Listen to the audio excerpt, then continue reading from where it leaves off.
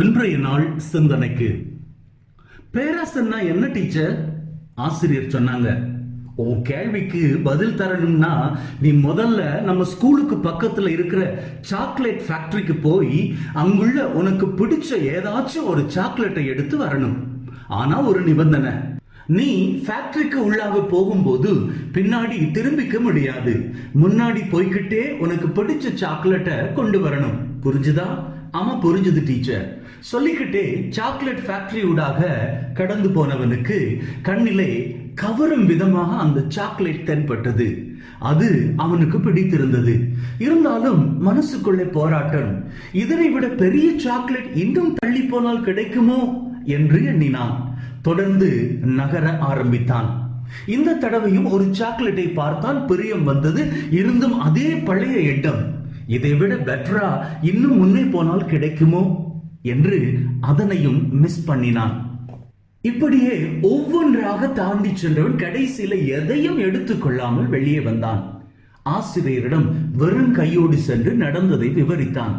ஆசிரியர் தொடர்ந்தார், உண்மையில் அந்த ஃபேக்டரியில் உனக்கு பிடித்த ஒரு சாக்லேட் இருந்தும் கூட அதனை எடுத்துக்கொள்ளாமல் இன்னும் பெட்டராக தேடுவோமே என்று நினைத்தாயே, அந்த எண்ணத்திற்கு பெயர்தான் பேராசை. வாழ்வும் இப்படித்தாங்க. கிடைத்ததை வைத்து திருப்தி காண வேண்டிய சூழ்நிலைகளில் இருப்பதை விட்டு பறப்பதற்கு ஆசைப்பட்டு இருப்பதையும் இழந்து விடுகிறோம். ஏற்கனவே நம் கைகளில் இறைவன் கொடுத்த வாழ்க்கை இருக்கிறது. அதனை வாழ எவ்வளவு வசதிகள் இருந்தாலும் கிடைக்காத இன்பத்திற்காக ஓடி திரிகிறோம். ஆமா, தின்னாம உண்ணாம அண்ணாமலையானுக்கு கொடுத்தது பற்றி கேள்விப்பட்டிருக்கிறீங்களா? வாய கட்டி வைத்த கட்டி யாரோ ஒரு முகந்தெரியாதவங்க கிட்ட பணத்தை கொடுத்து விசா ரெடி பண்ண சொன்னா அவன் இவ காசுல தனக்கு விசா முடிச்சு உலகம் சுத்த போயிட்டான் பாருங்க. இதாங்க அது. பேசாம சேர்த்த காசுலயே ஊர்ல கடைய வச்சாச்சும் பொழைச்சிக்கலாமே. எப்போது இந்த எண்ணம் தோணுது? பட்டதுக்கு அப்புறம்தான். அதுக்காக வெளிநாடு போறதும் காசு உழைக்கிறதும் தப்பா என்று கேட்காதீங்க, தப்பா நினைக்காதீங்க. சொந்த ஊர்லயே விசா வாங்குவதற்கு லட்சக்கணக்கில் பணத்தை தேட முடிகிறது என்றால் உங்களால இந்த ஊர்லேயே அதனை கொண்டு உழைச்சு பெரியவராக வர முடியாதா? என்ன நான் சொல்றது? ஊரை விட்டு உறவை விட்டு 5-10 வருஷமா எல்லாரையும் பிரிஞ்சு காசுக்காக பெத்த பிள்ளைகளையே பேஸ்புக்லையும் வாட்ஸ்அப் வீடியோகளையும் பார்க்கிற நிலைக்கு என்ன காரணம்?